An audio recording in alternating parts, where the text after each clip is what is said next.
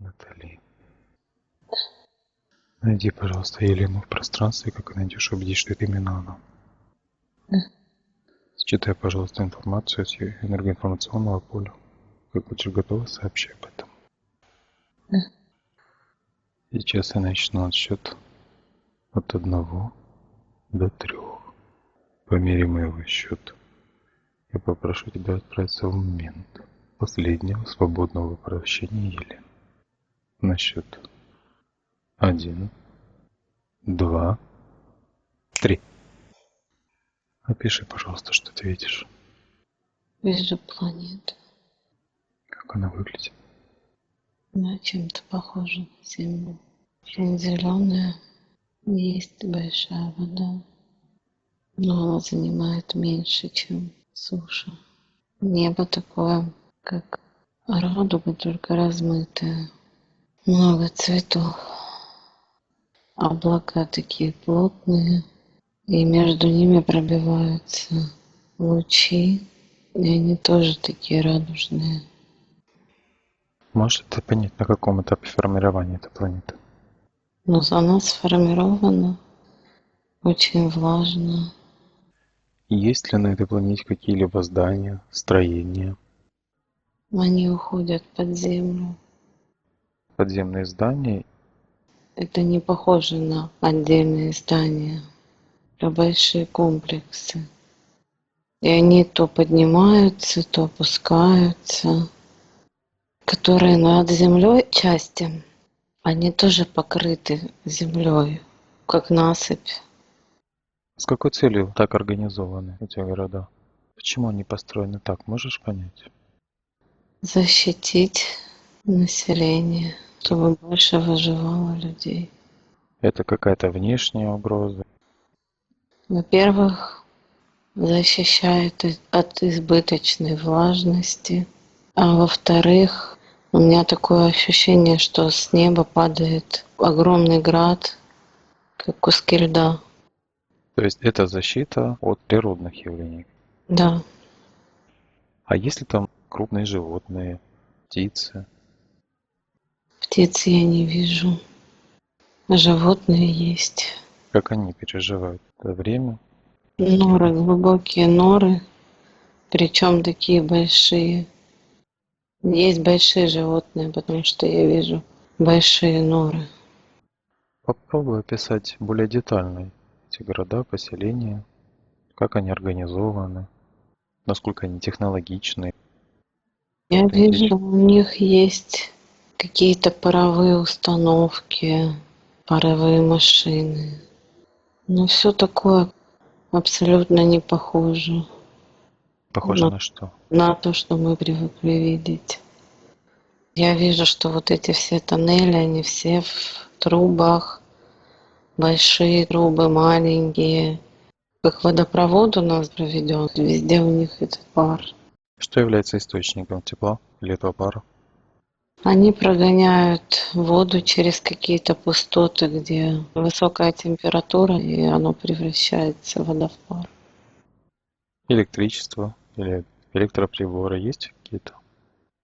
Как Ну они вот электро освещают не свое вижу. пространство? Освещают за счет кристаллов. Они работают как фосфор, который на свету заряжается, а потом светится. Вот они тоже как требуют подзарядки.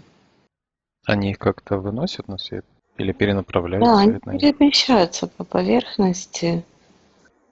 Насколько крупны эти города, которые ты увидела? С чем бы ты могла сравнить? Небольшие, десятки тысяч населения. С городом таким большим не сравнится. Города эти, они как-то сосредоточены, распределены, связаны между собой. Они распределены, и они связаны между собой паропроводом с системой образования пара. В одной точке есть основная станция, или в каждом поселении есть свои источники, Нет, оно которыми как будто энергия. на одной цепи. С двух сторон этого трубопровода к большой воде доступ есть и несколько ниш с лавой, куда оно проваливается, опускается вниз. На одной линии комплекс.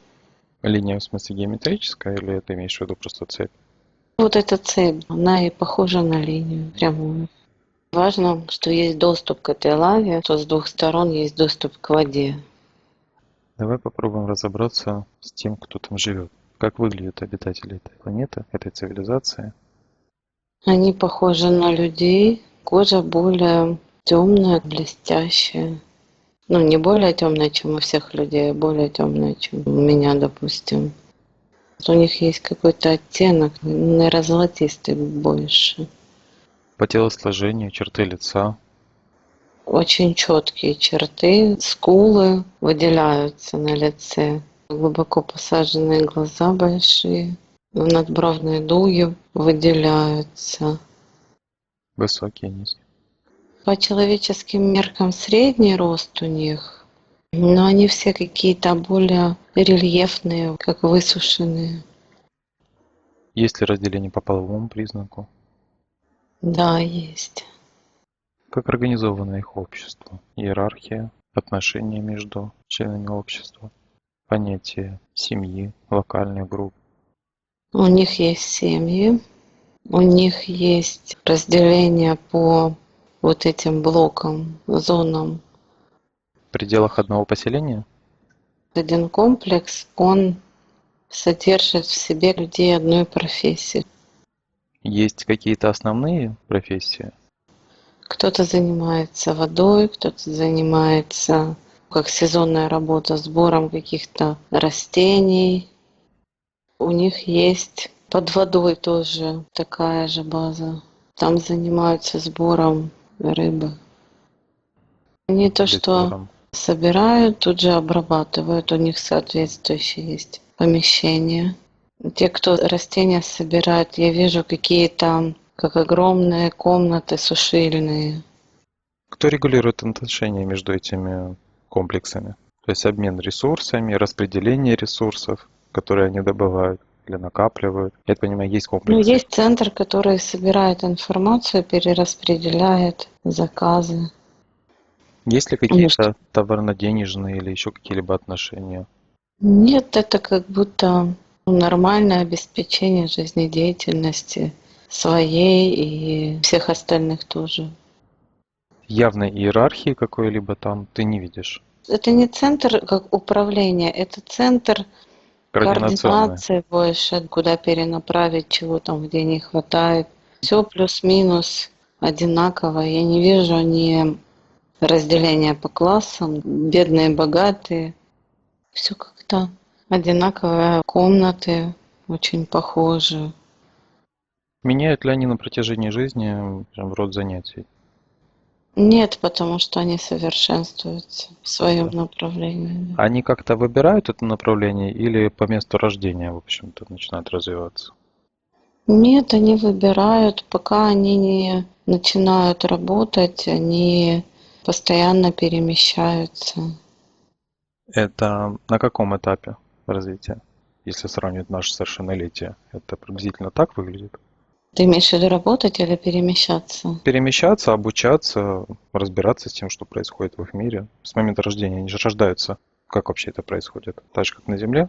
Ну, я не вижу, чтобы у них были специальные учреждения, просто в естественных условиях рождается ребенок, но он более развитый.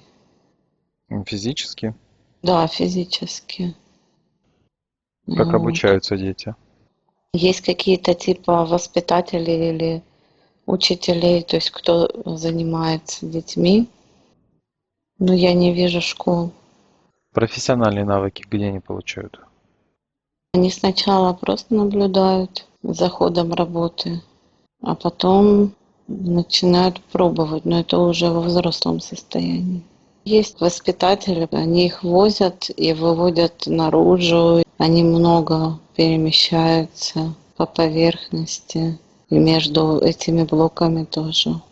У них как-то разделено по сезонам работа. Есть период, когда они очень много работают, практически все время, что-то делают. А есть периоды, когда у них свободное время. Давай посмотрим, Елена, кто она в том моменте? Мужчина, женщина, чем занимается? Женщина. Хотел тебя еще спросить, они во что-то одеты? Да, у них одежда натуральных таких цветов, Есть ли какое-то но разнообразие в больше, одежде?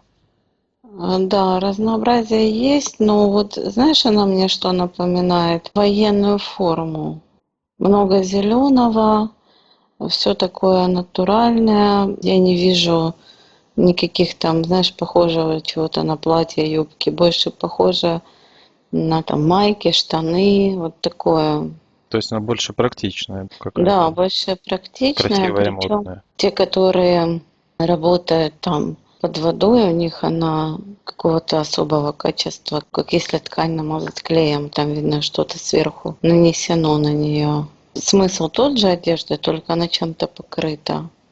А те, которые собирают, у них какие-то интересные такие штуки, выглядят как плащ большой. Он на плечи, как рюкзак, одевается, застегивается на поясе и под грудью или на груди, вот так. И много таких объемных карманов, ну вот как мешочки, мешочки. Хорошо. Чем Елена занимается в том воплощении? Первое пришло как механик. Она также действует в пределах одного комплекса или она перемещается между разными? Есть период, когда они на одном месте находятся в пределах этого комплекса, а есть, когда они перемещаются по ветке. На поверхности у них только свободное время, они там ничего не делают. Я вижу, что есть какое-то помещение большое, ну, из серии, как похоже на цех. Я вижу там куски вот этих труб и какие-то такая круглая штука, которая давление меряет. Манометр.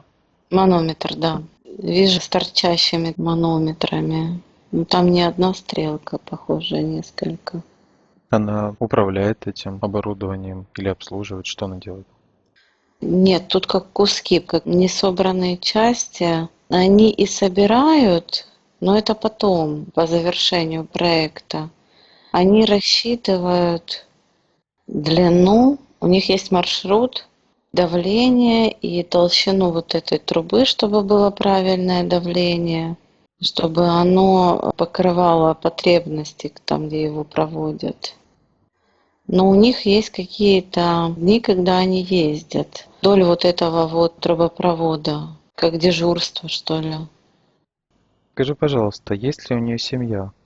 Да, у нее есть семья. Я не вижу детей, но вижу мужчин. Ну, я так понимаю, что детей еще ей рано. Она еще слишком молода? Ну, я бы сказала визуально, если по человеческим меркам брать, ей лет 35, но там она еще слишком юная. Хорошо. Какова продолжительность их жизни по земным меркам?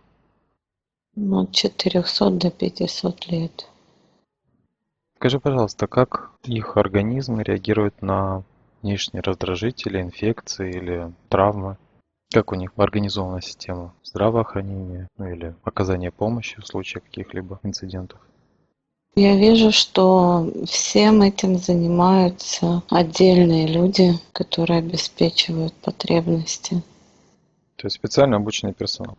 Это не совсем медицина. Я вижу, что в основном это те травы, которые собирают. Есть отдельная категория, которая занимается как распределение. То, что они собирают. Есть распределение на пищу, как витамины, биодобавки, как поддержание периоды, когда они не выходят. И есть отдельно типа фармацеи, ну, наверное, больше гомеопатии. Те, которые быстро действуют на регенерацию организма. То есть при помощи этих фитопрепаратов их тела восстанавливаются. Ты знаешь, я просто смотрю, что когда происходит травма, все останавливается. Человек впадает в кому или во что-то. Он в это время находится в каком-то особом месте, Нет, у них нет таких. Просто доставляют. по месту проживания. Ну да. Восстанавливаются быстро, последствий таких нет особых. Давай немножко постараемся подвести итог. Как они осознают для себя смысл их существования, жизни, в чем перспектива развития, их стремления, как бы ты могла их описать в этом отношении? Они очень любят свою планету, те места, где они живут. Они очень наслаждаются временем, которое проводят на поверхности.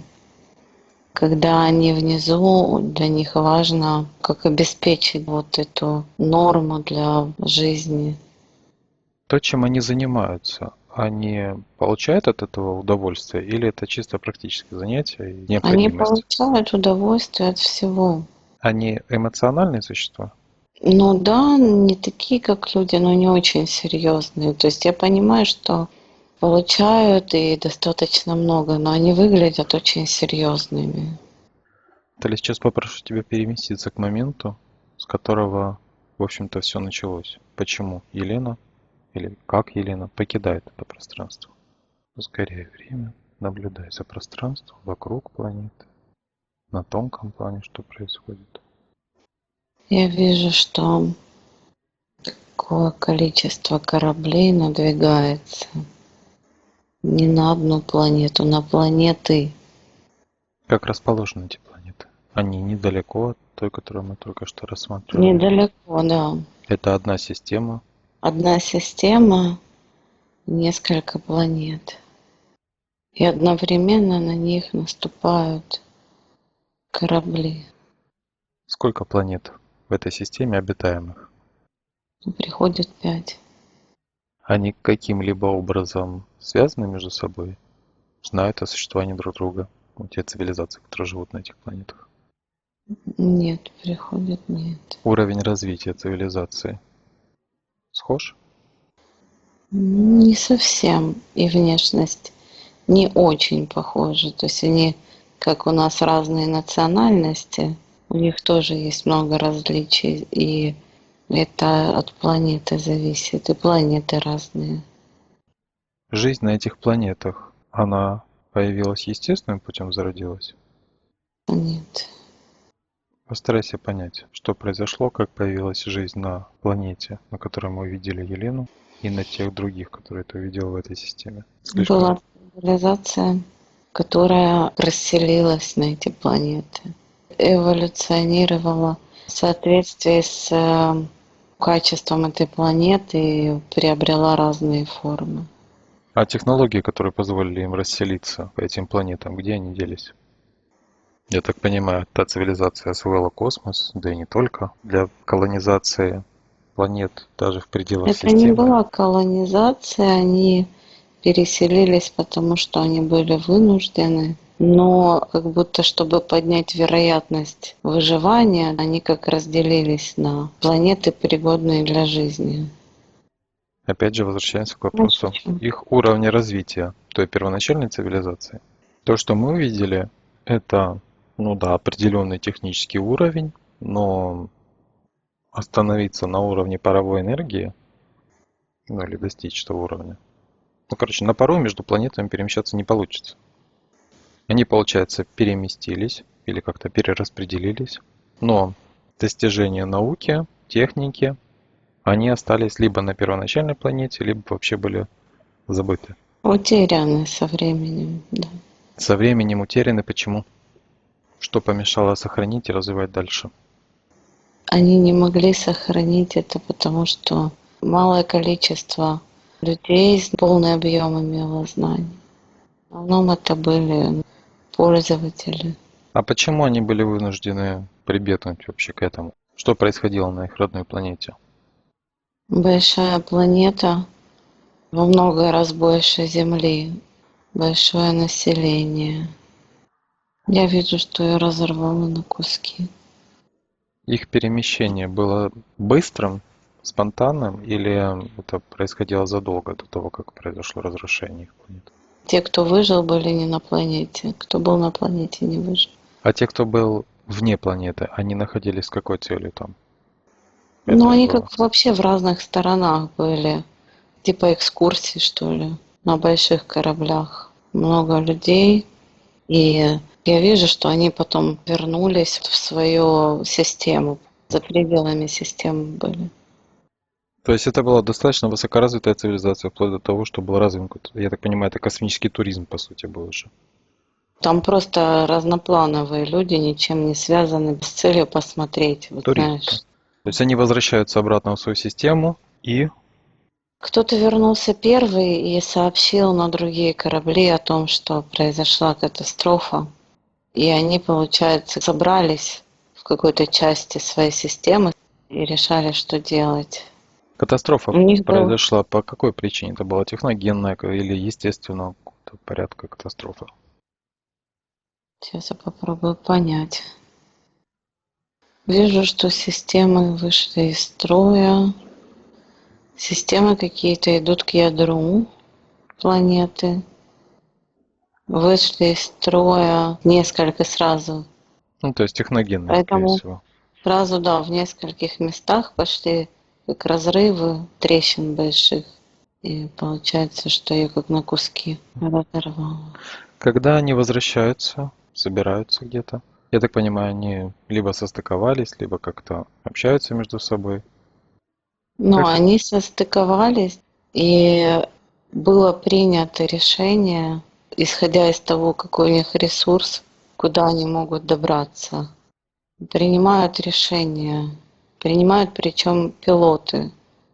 А скажи, пожалуйста, планета их родная находилась в этой же системе? Вокруг этой же звезды вращалась или нет? Где мы видели Лену? Да. Нет, не в этой системе. Пилоты принимают двигаться в каком-то известном им направлении, то есть они знают, что есть рядом какая-то Они звезда или что? рассматривают по заряду как бы своему, куда они могут добраться. И это однозначно уже изведанные территории, потому что они, те, кто вернулся, они были дальше, чем Мгм. вот эта система, где мы Лену видели. Но им не хватит туда. У них ограниченная емкость. По сути, они должны были вернуться только и все. Почему они не двинулись в одном направлении? Ну, то есть не объединились все вместе, ну, так все-таки проще. Чтобы вероятность поднять выживание. То есть для них было важно сохранить свою цивилизацию. Да. Что-то есть, какие-то указания у них. Но указания не кто-то дает, они как будто прописаны на случай такой ситуации.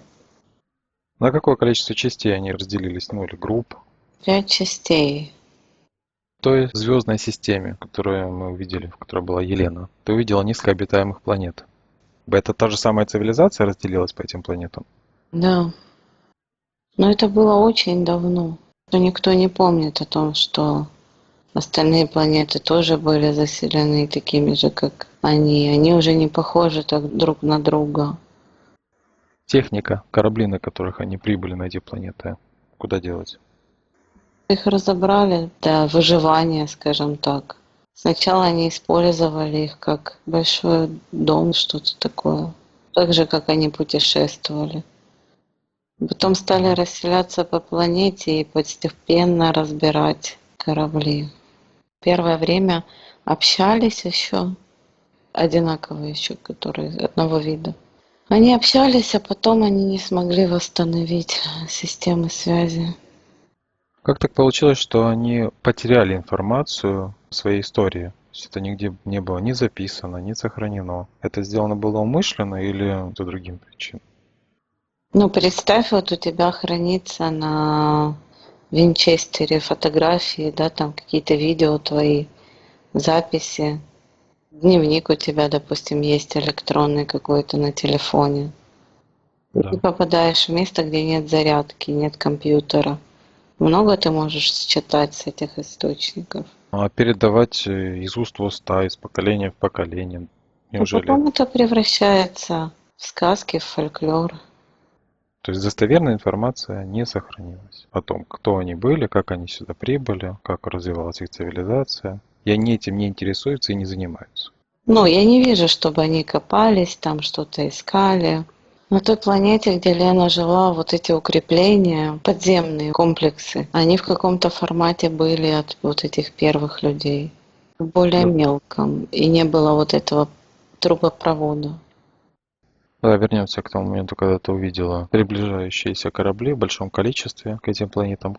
Кто управляет этими кораблями? С какой целью они находятся в этом пространстве? Серые управляют. Зачем они прибыли сюда? Они нашли тех, кого искали. Сначала вообще не знали, что кто-то выжил.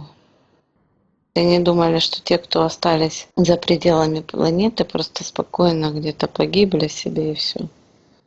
Планета была подконтрольна? Планета была враждебна к ним. Враждебна по отношению к серым? Да. И как это проявлялось с их стороны? Они были очень развиты технически. Они считали их как опасность. Они их Ну, как-то атаковали, истребляли, нападали на них. В чем проявлялась их враждебность? у них, помимо туристических поездок, исследовательские, и они видели результаты работы серых по отношению к планетам и цивилизациям. Они их воспринимали как саранчу, то есть вот даже не равных, но опасных, а как саранча, которая истребляет все на своем пути. Они где-то сталкивались, как-то взаимодействовали с серыми, пока их цивилизация существовала. Были охотники какие-то. То есть они их уничтожали. Иллюзия того, что они их уничтожали, потому что уничтожали они физическое. Корабли, лаборатории, физические образцы, оболочки их. С тонким планом они не очень дружили. Серые продолжили их искать. С какой целью? Это была месть, страх. Что ими двигало, когда они искали остатки этой цивилизации? Но это как Ну и вообще, единственный соперник для них, враг. они их искали или они случайно получили информацию о том, что остатки цивилизации находятся на этих планетах? Изначально они не знали, что они выжили. То есть они предполагали, что какое-то количество существ находится за пределами, но не предполагали, что у них хватит ресурсов выжить. Ну, это я понял, что они предположили, что те, кто находился за пределами планеты, они просто погибли естественным каким-то путем. Я так Возвращаемся к понимаю, их вопросу, они их искали привлекло, или они случайно получили информацию? их привлекло, ну не эти корабли, а вообще в принципе серых, как плотная населенность этой системы, а потом уже они выяснили, кто это. И вместо того, чтобы аккуратно делать то, что им необходимо, они решили атаковать равного соперника. То есть они предполагали, их уровень развития на том же уровне остался, и они готовились к серьезной схватке с ними. Да. Планета, да, погибла из-за Мгм. серых. Они их уничтожили. То есть это был саботаж какой-то? Ну да, похоже. Серые вывели из строя их? Они Система, которую заблокировали привели, систему, да, и она как перегрелась. запустили цепную реакцию. Да. Когда они прибывают в составе этого флота к тем планетам, они, понятное дело, на орбите ничего не видят, космос абсолютно свободен, обитатели планет живут практически в нашем 18 веке. У разных планет разный уровень развития. В любом случае, ну, допустим, планета конкретно там, где Елена была. Видят они всю эту картину, их дальнейшие решения, действия. Они сканируют планету и видят вот эти вот подземные комплексы. Они считают, что это оружие. В их понимании это как военные базы. Ну, понятное дело, что все полностью механическое, по сути. Нет ни электроники, ни электричества, ничего такого. Есть оружие мощное, но эти люди о нем не знают. Есть в этих комплексах. Не прямо в комплексах, что они мимо него ходят, а как замурованное. Они видят это оружие. А что это за оружие? На эту планету попало какое-то количество людей, связанных с оружием. Может, это как военные или что-то такое. То есть эти системы спрятаны были еще в те в давние времена, когда они только прибыли? Да, Или и это... они были запечатаны. И цивилизация сейчас о них не знает и Не не помнит. знают. Ну, серые, естественно, не подозревают, что они не знают. Но они, я так понимаю, отслеживают, что они не активны, но они не уверены, что их не используют. Дальнейших действий в связи с этим. Наблюдать. Они не могут проникнуть в этот комплекс сквозь эти стены. Я не понимаю, что-то их останавливает. Физически они могут пройти, ну, пешком в своих телах, так называемых. но проникнуть как сущность, да, они не могут. Что-то там есть в составе, какая-то крошка. Это в составе планеты? Минеральном? Планеты, оно очень сильно рассредоточено вот в этих блоках, из которых сделано. Знаешь, на что они похожи? Как вот панельные дома, похожи на эти панели, сложенные в определенном порядке.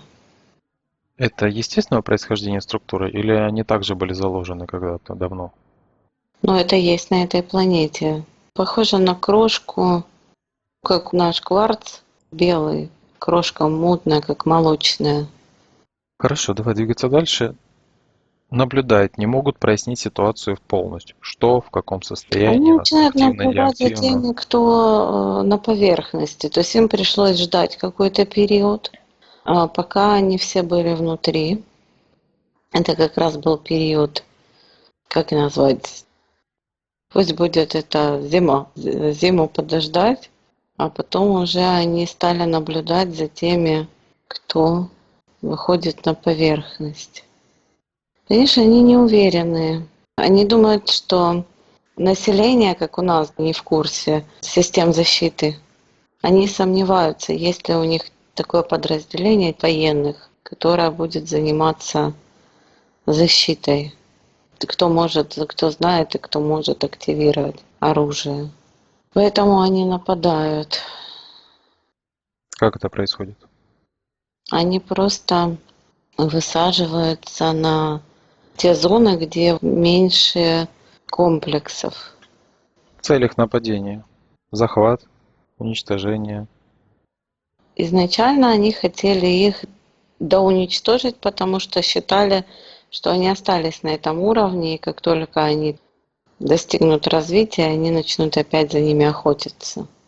А когда они поняли, что нет, они решили, что для них важна адаптационная система, которая позволила эволюционировать, в принципе, одному виду в разных направлениях. Получается, Мгм. что они очень гибкие в этом плане. Они сначала хотели уничтожить, а потом поняли, что они угрозы для них особо не представляют и хотели исследовать. И я так понимаю, что численность населения многократно возросла, то есть они могут получить 5 планет в свое распоряжение. Как они планировали осуществить захват этих планет, по сути? Как они решили взаимодействовать с ними? Планы менялись многократно, пока они то, что думали, сопоставляли с тем, что есть на самом деле. Потом они решили просто произвести захват и подчинение. На физическом плане. Да, Давай посмотрим, что происходит с Вселенной в тот период времени. они в сопротивлении. Что они предпринимают для того, чтобы противостоять захватчикам? Ну, все очень примитивно, они пытаются сражаться, но это как прыгать на танк. Их постепенно, как косой траву косят, так же их собирают. Многие погибают. Конкретно Елена, что с ней происходит? Она погибает или они ее захватывают? Нет, ее захватывают, она не погибает. Я так понимаю, что серые захватили их базы. У них там Пос- как тюрьма. После того, как они ее захватили, что с ней происходит? Ну и с теми, кого они, в принципе, захватили живыми. Исследования. Сначала их вводят в состояние какое-то типа анабиоза. Берут всякие пробы, там какие-то анализы. Скажи, пожалуйста, как цивилизация и как существа, живущие на этой планете, они им не интересны в их стандартном варианте развития? Интересные в качестве подчиненных. И это достаточно масштабно, и я так понимаю, что они могут не делиться вот этой находкой с Как они остальными. планируют их использовать в дальнейшем? Как рабочую силу, как источники энергии? Ну, понятное дело, что они исследуют попутно их основные свойства адаптации, но помимо этого всего. Источники энергии и биоматериал для других планет. Для Насколько переселения на другие планеты? для выращивания на других планетах. Есть проект воспитания людей, человекоподобных существ в симбиозе с серыми. Я так понимаю, там еще какая-то мутация добавляется, но чтобы они напрямую представляли их интересы, например. Какие средства они используют для манипуляции, подчинения? Ну, тут еще до подчинения дела не дошло. Сейчас я посмотрю. Они исследуют, они пытаются их клонировать, ну, как клонировать, создавать на базе их материалов ДНК, клонов. Клоны не получаются. Ну, то есть, естественно, их развитие их не устраивает по каким причинам? Скорость, качество, состояние воспроизводить себе подобных, то есть рожать детей. Ну, рожать детей это долго. И их организм не рассчитан на такое количество родов, беременностей. Все Мгм. очень скромно. В общем, темпы и количество их не устраивают, они пробуют их клонировать. Да, Именно поэтому. клонировать не получается, потом они начинают искусственно их оплодотворять. Ну, как подсаживать, я так понимаю, яйцеклетку и оплодотворять. Что получается? Получается что-то среднее, да. А почему искусственное оплодотворение так действует? Почему все-таки свойства меняются? Вот При потому что естественном... яйцеклетка не их, не этих существ. Чужая. То есть не подсаживают яйцеклетку. И... Чужую, да. Елена, что с ней происходит после захвата? То есть я уже понял, что проводят какие-то эксперименты.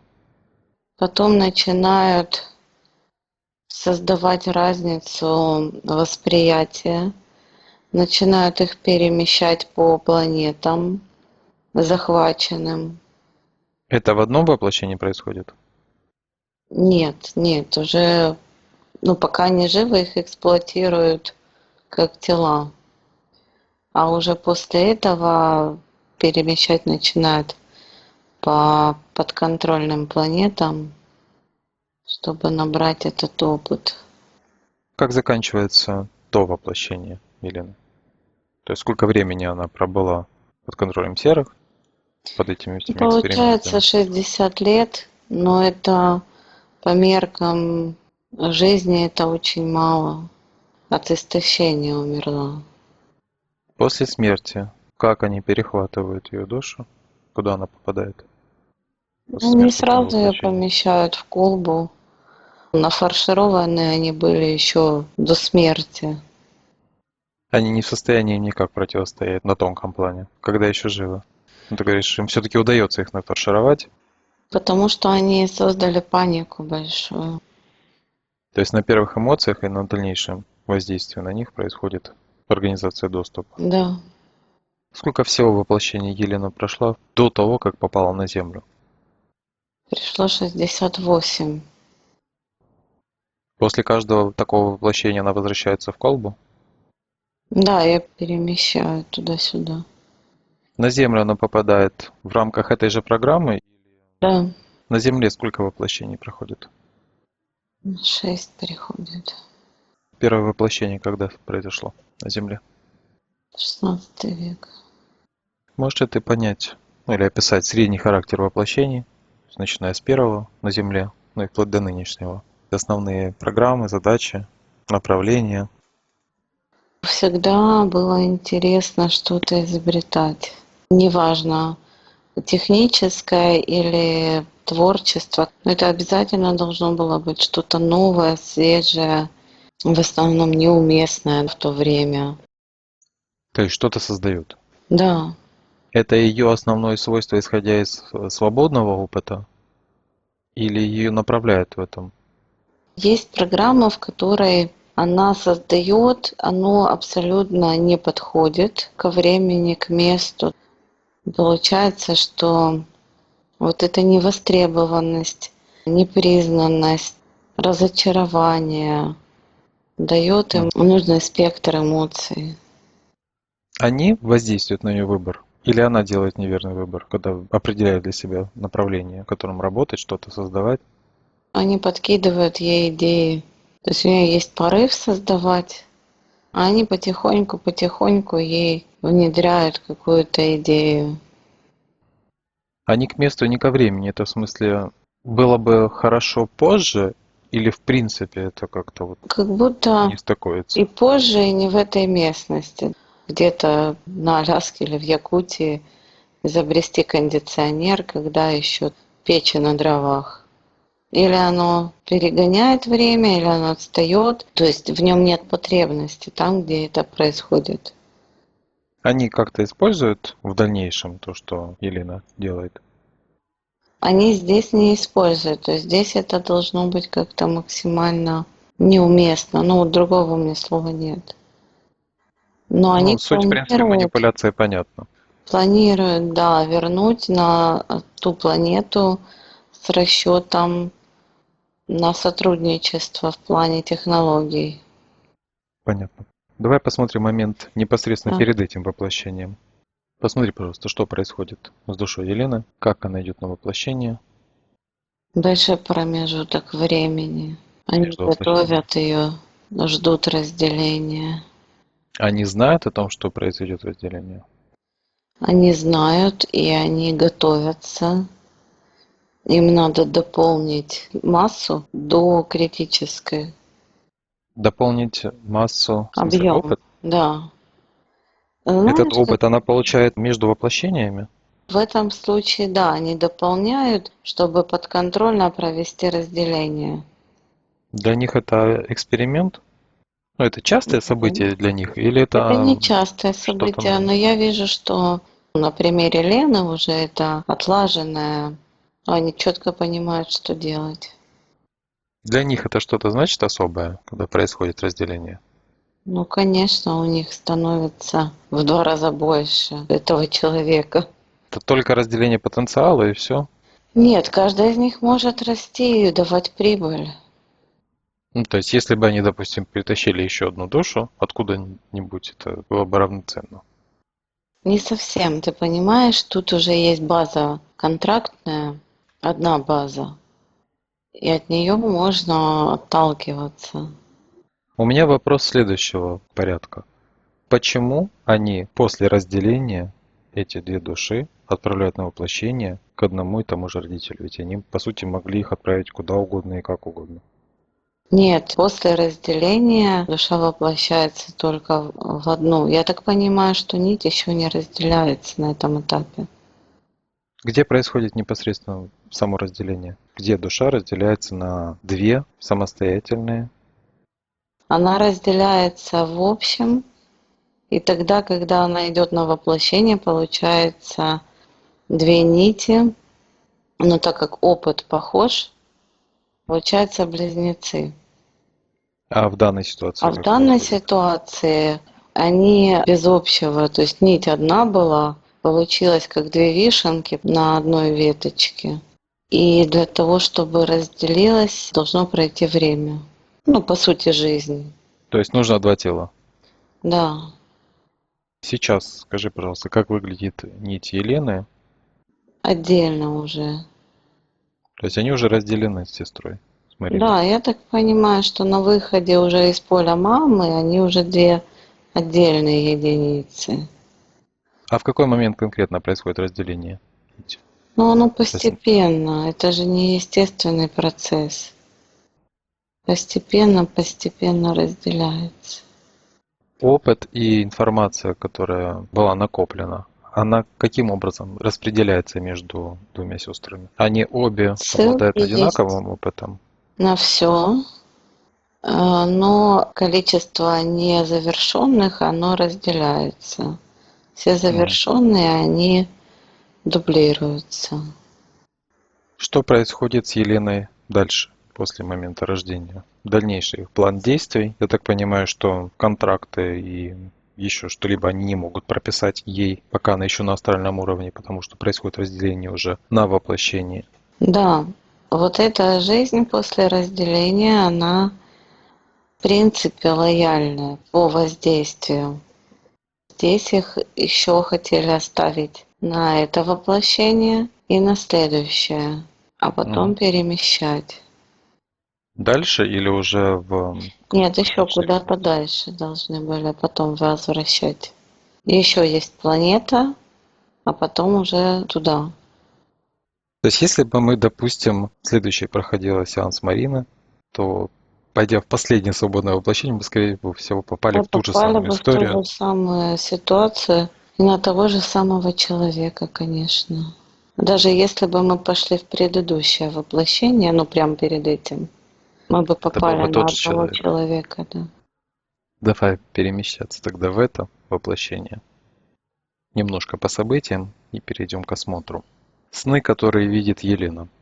О чем они? Что-то расшифровка, подготовка к следующему воплощению. Ну, давай конкретно. Вот сон про то, как охотились, как они убегали в лесах, я так понимаю, это из того воплощения, Да, когда их захватывали. Хорошо, а сон, когда, ну или не сон, я не знаю, что это было за событие, когда Елена увидела некий конус. это не сон, это манипуляция, ну какая-то процедура. Что с ней происходило в этот момент времени? То есть, что это был за объект, почему он был так направлен по отношению к ней, почему она его отследила в конце концов? Это похоже на какую-то диагностику. Есть диагностика и есть программирование. Два направления, в которых они работают. С близнецами очень аккуратно, как будто это что-то нестабильное. То есть все очень мягко по сравнению с ее воплощениями. Эта жизнь, она более лояльная. Понятно, в силу каких условий порядок доступа к ней был изменен за счет М. того, что было разделение. Хорошо, а сны, где Елена видит каких-то мутантов, гадких химер, всяких тварей? Что-то из прошлых воплощений на вот этих планетах Мгм. подконтрольных, что-то ее прокачивает для следующего воплощения. Там следующая планета, ну не следующего прямо за этим, а следующей планеты. Там очень много магии и астральных проекций. Пара снов, где она видела, будто над ней производят какие-то операции, некое серо-белое безволосое существо. Это о чем? Конкретно эти воспоминания еще с той планеты, родной. В результате этих сновидений Елена просыпалась совершенно разбитая, с отсутствием энергии. Почему на нее это так влияло? Потому Только что потому. это момент пикового бессилия, когда они, ну, исследовали, использовали их тела, ничего не могли с этим сделать. Но я просто вижу, что перемещая ее по планетам, они Мгм. внедряют гены какие-то. Из-за того, что она быстро адаптируется, быстро приспосабливается, они вносят какую-то разницу в сам вид, в Мгм. котором она воплощается. Через нее как будто проще что-то внедрять. Но это особенности того тела, которое она простраивает, исходя из своих основных качеств. Давай еще один сон или событие. Посмотрим сны о том, что у Елены есть еще дети. Один из них это девочка, просит ее о помощи, просит спасти ее. Это воспоминание или это манипуляция?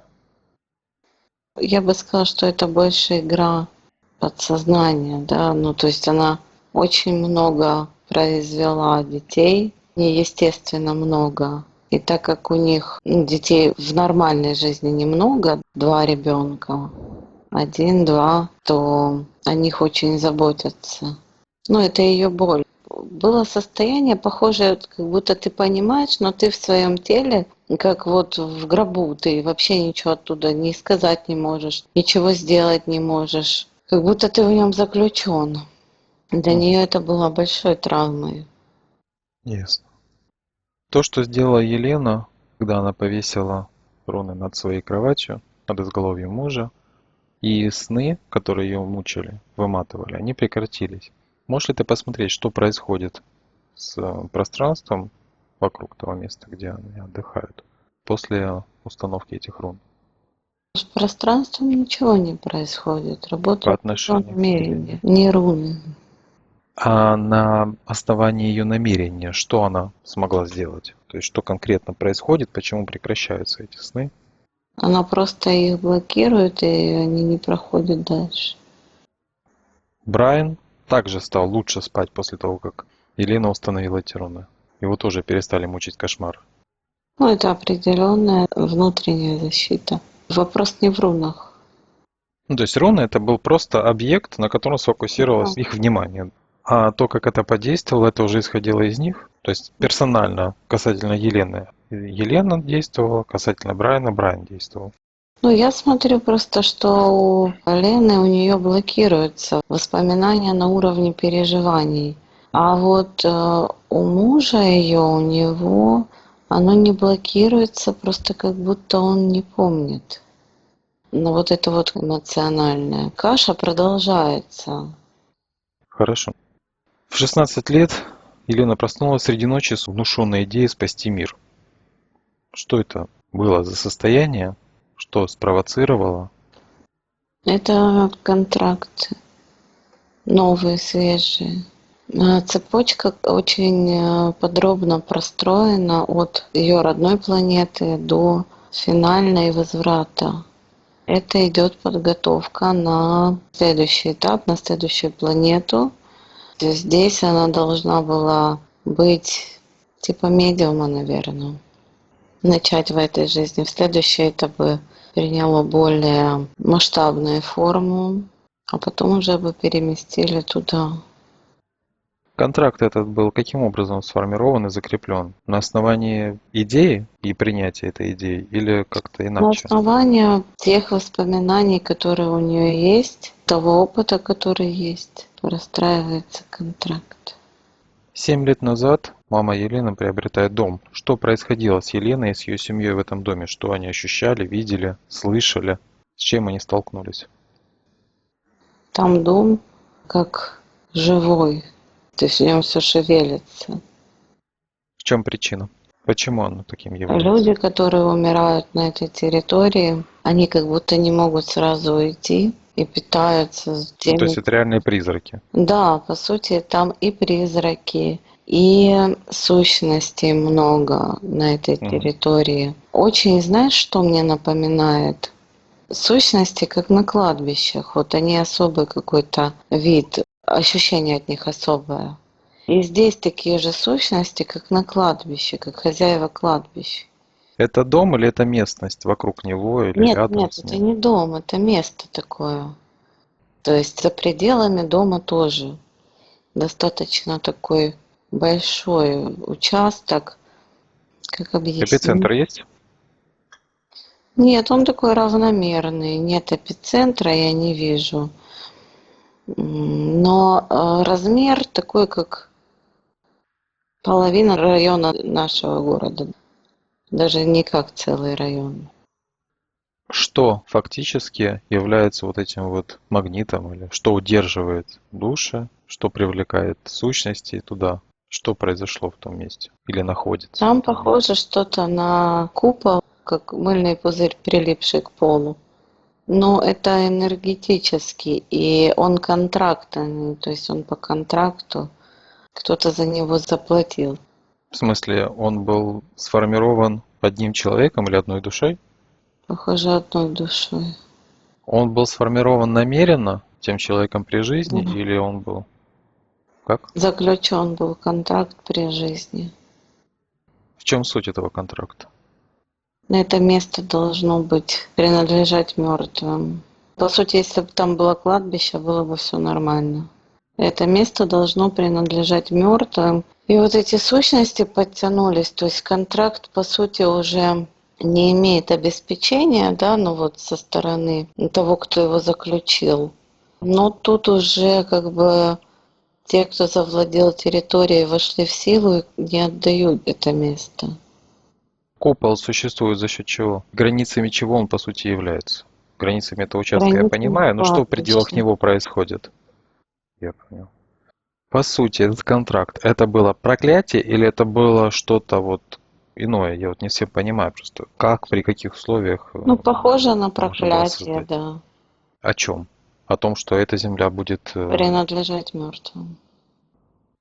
Понятно. Те манипуляции, которые произвела Елена и ее семья в том доме, она описала как, что в доме стало спокойнее и, в общем-то, все нормально. Ну, почти все нормально.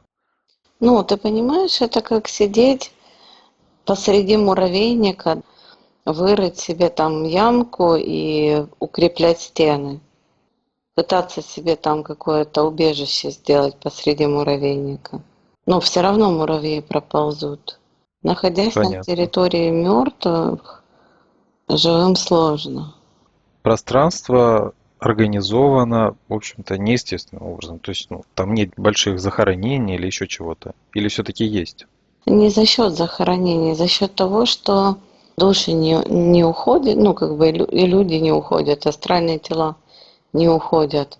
А когда душа остается на земле, она начинает подбирать астральное тело, удерживать его и поглощает энергию, которая Из пространства идет, да, окружающего. да. Если, предположим, мама Елена будет проходить сеанс и с волной спустится в этот дом, это как-то повлияет на Ну, это это пространство или расчистят нет? муравьев на А радиусе локально? волны, а потом они сползутся обратно. То есть фактически ты говоришь о том, что это место непригодно для жизни. Ну, это как арендованная квартира.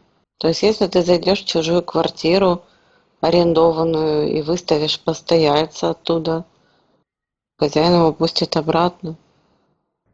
В принципе, учитывая то, что в любом случае мы находимся в постоянном окружении, но не с такой концентрацией, то ну, с этим можно, в принципе, работать и жить. Наверное.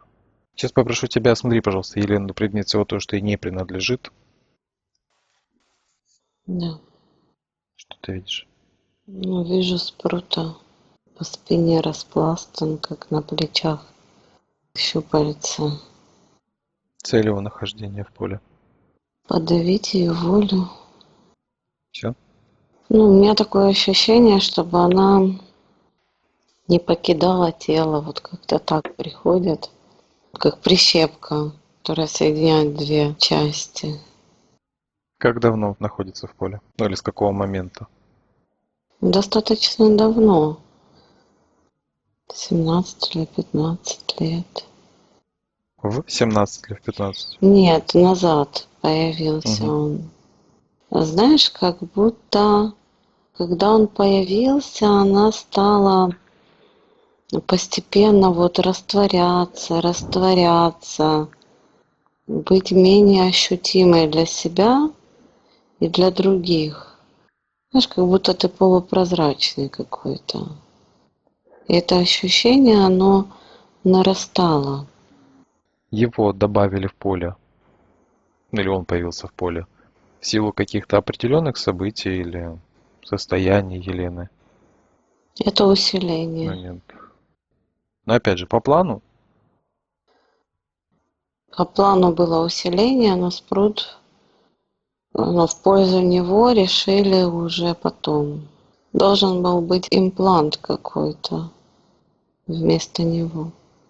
По сними, плану. пожалуйста, этого товарища, определи его под колбу. Он никак не влиял ни на что. Мгм. Смотри дальше. Так. Ну, в голове что-то похоже на диск торчит. Сразу объединяю систему по крупным комплексам. Это не система, это какая-то деталь. Отделяет она часть мозга, нарушает кровообращение части мозга, чтобы усилить чувствительность, К чему? чтобы она стала медиумом. Давай немножко по симптомам, и потом уже, если мы не затронем Есть все, какая-то оболочка, как желе. вокруг всего образа Да, или вокруг вокруг всего тела. похоже на мягкий силикон или желе такое, знаешь, прямо по всему телу. Назначение.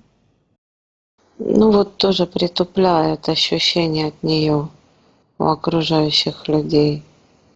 Что именно блокирует? Ну вот эта вот полупрозрачность, знаешь, она, я даже не знаю, как это назвать, плотность ее теряется, весомость ее слов, ее проявлений, как будто можешь сквозь нее провалиться. Идем по симптомам или Ну, сама придешь? да, давай по симптомам. Проблема с носоглоткой. Задыхается по ночам началось после проколов, примерно 20 лет назад. Есть ли тонкоматериальные причины, которые вызывают отеки или что-то в этом роде? У нее как будто все жидкости, все в организме движется очень медленно. Все как кисель. И это стало причиной и застойных явлений, которые Мгм. привели к проколам, и отека, отека в носу. Почему так происходит? Почему Что-то в самих жидкостях организма или Да, слизь есть какая-то? какая-то слизь, которая их загущает. Ее Чтобы назначение, ее замедлить, и вот это воплощение как в замедленной съемке прошла. то есть они ее замедлили, законсервировали. Я так понимаю, что они не могут в этом воплощении работать в полную силу. Есть элемент какой-то нестабильности вот в Чего они этом опасаются? искусственном разделении. Опасаются того, что они смоются в общее обе. Поэтому надо ее как на успокоительном, что ли. Понятно. Причина гормонального дисбаланса. Полнота — это также отеки и все остальное? Ну, то есть связано Ну с... там все вместе. И отек, и гормональная ее система. Как они повлияли на гормональную систему? Она у нее то работает в таком же замедленном режиме, как и все, то бывают какие-то скачки резкие. Есть какая-то система, которая влияет на этот процесс? Или это все та же слизь? Здесь есть система позвоночник, какие-то баллоны, какие-то трубки, ну, как физическая система.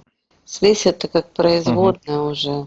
Получается, что пики гормональном, они какие-то берут тоже, ну, типа яйцеклеток, там вот этого всего. То есть забор материала Забор происходит. материала, да, происходит. Проблемы с пищеварением. Что происходит? За счет этой слизи тоже.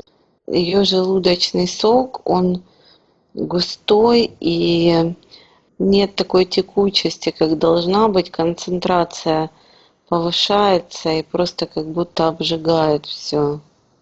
Вот представь, у тебя есть просто кислота соляная, вместо этого у тебя густая соляная кислота, которая должна вот, ну, просто водой смыться, допустим, а здесь ее еще отмыть надо от любого продукта, вот эту пленку.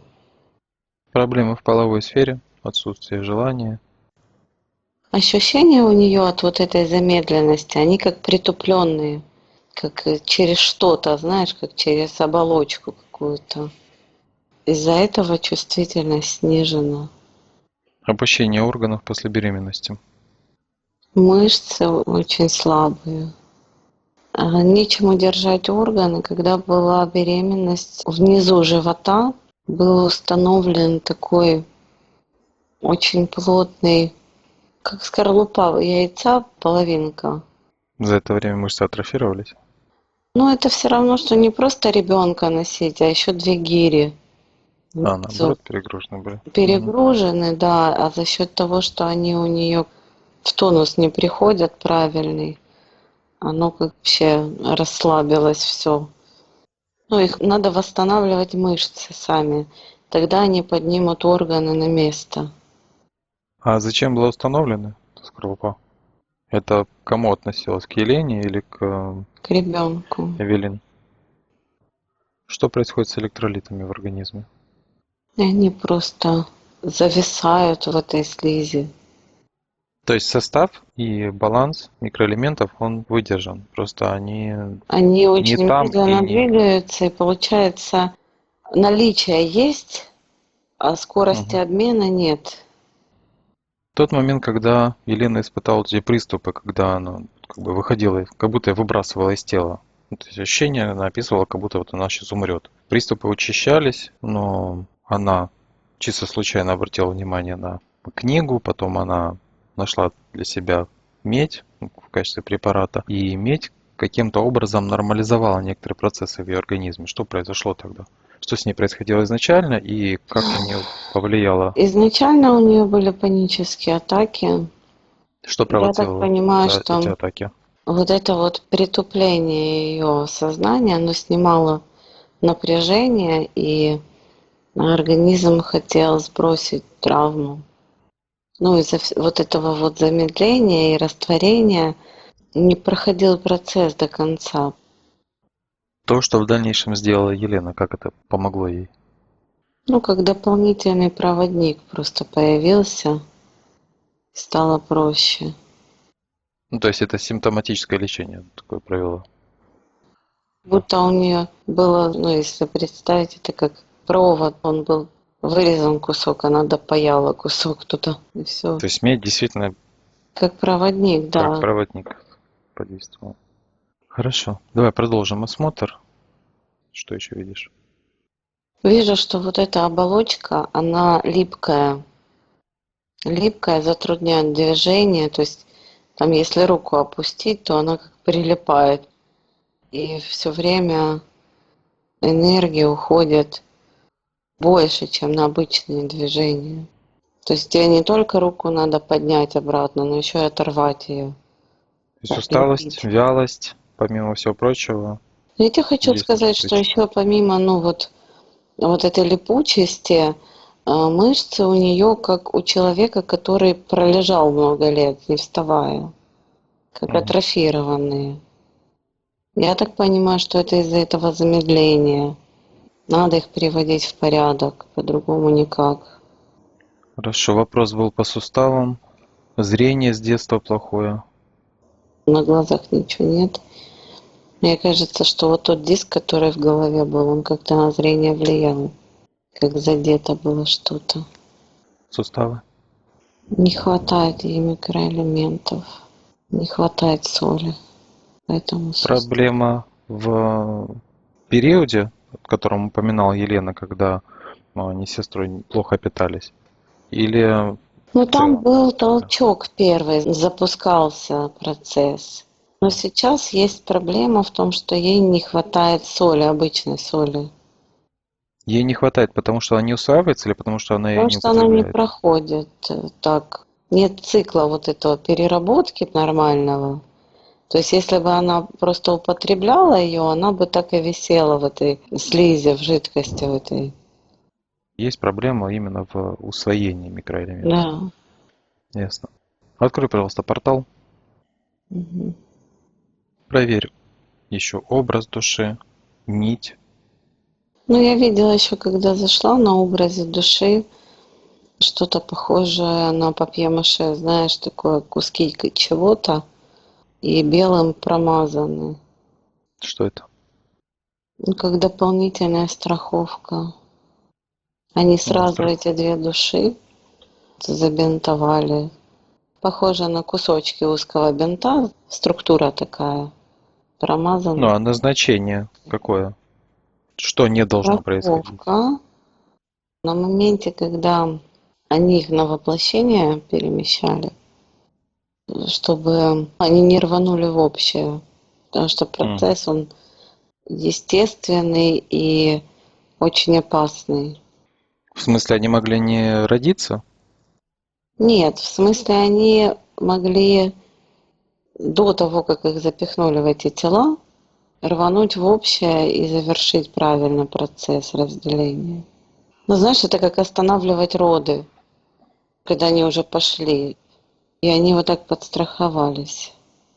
Обертка эта, она была как два кувшинчика соединены, и они их надломили только когда уже опускали в тела. Нить проверь, пожалуйста. Да, все в порядке с ней, чисто. В смысле, ни ограничений, ни пережимов, ничего нет. Все свободно. Ну, вот это вот бинты эти, ее Но они должны на были оболочке. изъять. Но я так понимаю, что в планах как бы не умереть самой, ее должны изъять, так же, как и засунули. Изъять и перенести. Вот так. Не понял, поподробнее. Изъять в смысле? Из-за этих бинтов, ну, им пришлось физически запихать душу в тело при Угу. воплощении. Так. И придется ее достать, когда она умрет. Если вот То так есть оставить в этой оболочке. сама душа из тела не выйдет. в момент смерти? Нет, я так понимаю, что должен быть кто-то, кто это сразу возьмет и отнесет туда, куда нужно. Хорошо, сними, пожалуйста, все, что ты обнаружила, при необходимости сдерни оставшееся. То есть слизи тут просто огромное количество. Да, Вызови, пожалуйста, всех тех, кто когда-либо так или иначе влиял на Елену в этом, в прошлых воплощениях абсолютно всех, да. кто явился. Ну, серые стоят много рептилий. Спруты добавились? Мгм. Как один был, так и есть. Исходя из намерений Елены, сейчас попрошу тебя освободить пространство. Всех, кто явился, все, что ты сняла, отправь, пожалуйста, в ярлык трансформации в первичную энергию. Это еще не все. Тут и змеи, и драконы, куча всех. Всех отправляю. Скажешь, когда будешь чист. Огромное количество существ вообще. Всех отправили. Все. Чисто. Хорошо. Елена, включите, пожалуйста, микрофон. Первый абзац манифеста. Прочтите, пожалуйста. Вызываю все соглашения, контракты, договоры, заключенные осознанно и неосознанно, все кармические договоры, контракты рода, контракты на воплощение миссии, а также все то, что имеет мой энергетический отпечаток на этой временной линии и на всех других в прошлом, настоящем и будущем, внутри всех измерений, плотностей, уровней, сфер и реальностей. Вызывай все повторные пункты, копии, резервные копии, зеркала, экземпляры контрагента, а также всякого рода дополнения к соглашениям, контрактам и договорам. Хорошо. Наталья, посмотри, пожалуйста, что появилось. Много бумаг. Не как-то рассортированные вижу. Есть просто куча.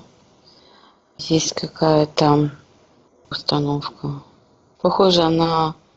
Помнишь, были раньше стойки для дисков? Мгм. Только она как горка сделана. Там какие-то элементы вставлены. Что она означает? Ну, я так понимаю, что это данные, которые были получены на той родной планете. Скажи, пожалуйста, после того, как произошло разделение души, что произошло с контрактами? Все дублированы. Идентичны для обеих сестер. Ну, помимо этого воплощения, да. Можешь это понять, есть ли что-то, ну, какой-то контракт или программа, которая связывает Елену и Брайана, ее мужа? Потому что этот человек будет рядом с ней, на этой территории. Он создает ей условия для растворения. По отношению к дочери Елены, есть ли какой-то контракт, что их связывает? Да, есть. Это больше похоже на распределение. Она должна была вырастить в себе этого ребенка. Зачем? Ну, чтобы изменения какие-то прижились. Это процесс адаптации для Эвелин? Не Или... совсем адаптация. А что? Ну да, можно так сказать. А, фактически. Но они что-то меняют в ней? Да, они меняют и не только в ней, они меняют на этой территории очень многое. Это их территория, поэтому они количество тех мутаций, которые там происходят, нигде в мире такого нет больше. Хорошо. Учитывая то, что Эвелин находится в поле Елены, очищение произошло автоматически, контракты также вызваны, Контракты, да, я вижу ее.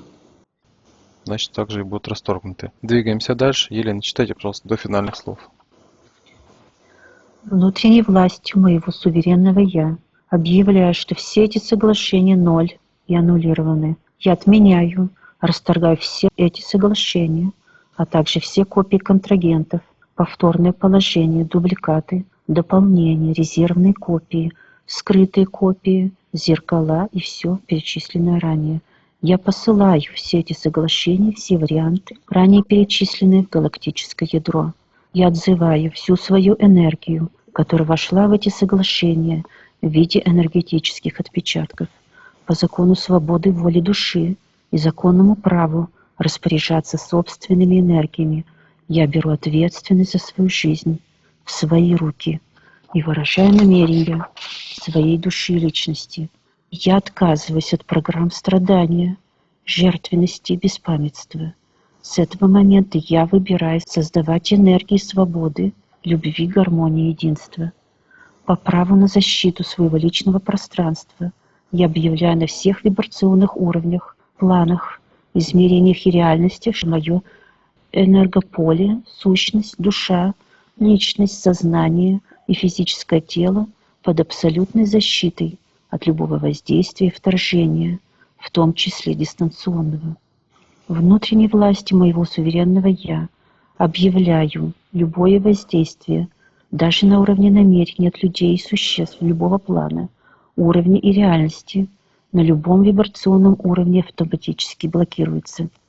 Моя энергия абсолютно защищает меня от всех направленных и не направленных на меня враждебных и вредоносных мне влияний любой природы, любого характера, происхождения, из известных мне и скрытых от меня источников, от любых вмешательств в мое энергетическое поле и сознание с любой целью. Мое намерение защищает меня от любых существ, сущей, духов, демонов, призраков, фантомов, кубов, суккубов, инкубов, джиннов, имплантов, подселенцев, паразитов, программ, подпрограмм, любых предметов, объектов, субъектов, энергий, материй и артефактов, а также от их проникновения в мое физическое тело, энергетическое тело и мое сознание. С этого момента я нахожусь под установленной мной защитой своего намерения во всех мирах, междумирьях, реальностях, уровнях, плотностях, измерениях, воплощениях, временах и снах. Свободно провожу свои истинные энергии души на человеческий план в том объеме, который посчитаю нужным. Всем участникам матрицы и ее создателям, всем системам и их представителям запрещаю на меня влиять. Все существа, нарушившие этот запрет, автоматически отправляются в галактическое ядро для трансформации в первичную энергию силой моего намерения. Я беру ответственность за свою энергию, осознанную и неосознанную. Моя свобода начинается здесь и сейчас, во всех мирах, междумирьях, реальностях, уровнях, плотностях, измерениях, воплощениях, временах и снах. Да будет так, так и есть. Да будет так, как и есть. Проверь, пожалуйста, Анатолий, все ли чисто. Мгм. Бери Елену. Эвелин, поднимайся в пространство общего единого сознания. Да. Растворитесь. Да. Хорошо. Можете ты понять, в чем причина неуравновешенного характера Эвелин? Почему Елене сложно с ней взаимодействовать, наладить отношения? Она как будто не справляется с тем, что ее окружает. Сложно адаптируется. Ей сложно в том пространстве, в котором она находится, или она что-то ощущает больше, чем остальные? Ну, то есть что именно на Во-первых, нее так она не действует? ощущает доминирующего поля матери. Когда поле матери доминирует, то ребенок, он чувствует себя защищенным. А что она чувствует вместо этого? Как будто она открыта всем ветрам. Почему так происходит? У нее неадекватная реакция на события, то есть как паника такая определенная. А в чем Но она не причина? боится, она злится. Что в чем причина чего? Ну, того, что она не ощущает защиту Ну, поля потому матери. что его и не было, оно такое, оно было невесомое. Очень плохо спала до 4 лет. Ночные эпизоды, ночные вот эти вот ужасы. Что это вообще за состояние? Но она недолго здесь, на Земле. У нее память свежа, скажем так. Ну и Мгм. плюс поле мамы тоже ж влияет. Ну, то, что она как бы заложила. В тот момент, когда ночью Эвелин сильно плакала, и Елена обратила внимание на ее лицо, и она ее не узнала просто. Это был совершенно как будто бы другой ребенок. Что увидела Елена и почему? И что происходило с Эвелин в тот момент? Её тело как будто остается бесхозным в этот момент. Очень странная ситуация, потому что если тело без сознания, то оно как тряпочка просто. А у нее оно само по себе как функционирует. Я с таким еще не сталкивалась. Где в этот момент находится ее сознание, душа, астральное тело? Ну, вообще, в принципе, что происходит с ней Не в энергетическом изымают на плане? этом моменте. Почему тело остается функционировать? Почему оно не погибает? Нет, душу не изымают, астральное тело изымают. То есть это как бы Просто. насильственное астральное перемещение. То есть как Да. путешествие, но только перемещение. Зачем ее перемещали в этом моменте? Ну, как для обследования тех изменений, которые они внесли.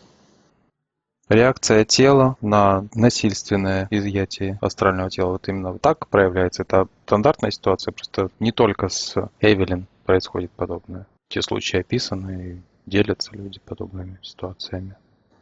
Во-первых, так, чтобы тело функционировало не подвластно сознанию, такие ситуации бывают больше на той территории. Потому Над что там, какой метой? ну, на территории США. Почему? Потому что там заправляют именно они. Их способ. Как Лена может помочь Эвелин, ну и как ей, в принципе, правильно с ней взаимодействовать? Уже в новом ее состоянии, после момента очищения. Во-первых, взять контроль в свои руки и выработать для нее очень жесткий график, четкий на сейчас. Плюс ей необходимо добавить магний. У нее не хватает магния. И у нее должен быть график, распорядок четкий, который она будет знать. Это касается чего? Учебы, дополнительных каких-то занятий? Или Ну, что вплоть до это? того, что там обед, он там с часу до двух, значит, он с часу до двух, и все. А такой контроль для восьмилетнего ребенка, он не скажется негативно в результате? Нет, не контроль. А важно сейчас ей Организовать ее. организовать уверенность в ее пространстве. То, что все будет происходить по часам, даст ей вот эту базовую уверенность.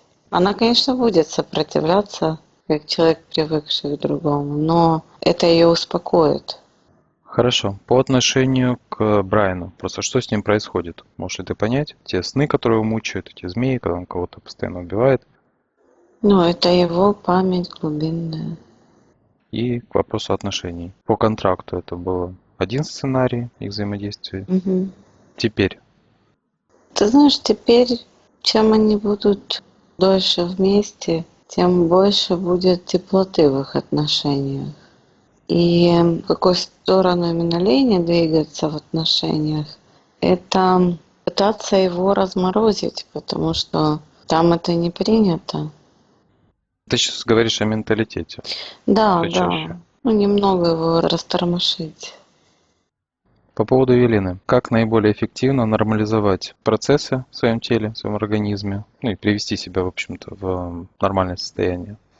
Первое, что вот после того, как мы убрали эту слизь, у нее получился эффект как бы обезвоживания, то есть недостатка жидкости, потому что она занимала много места. Нужно сейчас восстановить водный баланс, ну, то есть много пить. Очень важно ей нормализовать питание, добавить белка больше. И необходимо начать заниматься своими мышцами, всем телом. Это не только мышцы ей подтянет, все на место поставит, но и запустит вот этот механизм движения жидкости в организме. Но это надо делать в комплексе с водой, со всеми витаминами. То есть ее желудок, он тоже работал неправильно, и желудочный сок попадал далеко в кишечник, что неправильно, в принципе, было. И дать ему восстановиться, как научиться заново все переваривать по чуть-чуть. Касательно физического восстановления, ты говоришь, нужно восстанавливать мышечный каркас. Здесь какого плана нагрузки нужны? Медленные на глубинные мышцы. Все наружное это не то. Ей надо поддержку для своих органов, для организма, медленные практики. Можешь конкретизировать Ну, это? и в идеале что-то типа пилатеса. Это все М. поставить на место. Ну, вот если с этой стороны смотреть. Как повлияли на Ирину медитации и лечение пляdianцев через YouTube? И тот момент, когда она открывала третий глаз. Когда она открывала, она просто дала доступ к себе. А когда лечилась, в этот момент как раз получали свою порцию спруты, особенно тот, который присутствовал. Ну, это был бонус просто, или это не просто так все произошло? Ее к этим практикам подвели намеренно? Я так понимаю, да. Не важно, что она выберет, важно, куда она придет в результате. Ну, не конкретно к этим подвели. Просто там пошел отток на новые ответвления, на новые религии. Отношения с Мариной, с сестрой. Как Елене лучше всего проявляться в этих отношениях? И что делать с ощущением по поводу того, что Арина пробует как-то доминировать, руководить? Но она пытается компенсировать, так как Лена растворялась, она пыталась за счет себя компенсировать. Не потому, что она хотела ей управлять, а потому что вот в этой жизни конкретной у нее, считай, отношения с самой собой. То есть еще очень мало разных Нового ссылок, да, наработала. база одна, и получается это отношения с собой, по сути. Но незавершенные это ссылки совершенно разные, получается, Это и да. Ну, цели и миссии у них разные, это стремления. то, чем человек интересуется, чем он занимается. Понятно. Двигаемся дальше. Сейчас попрошу тебя соберите, пожалуйста, обратно в свои существа. И на счет 3 с ударной волной возвращайтесь обратно в свое тело. Пусть ударная волна пройдет по всему телу и окружающему пространству. На счет 1, 2, 3. Готовы возвращаться? Мгм. Хорошо.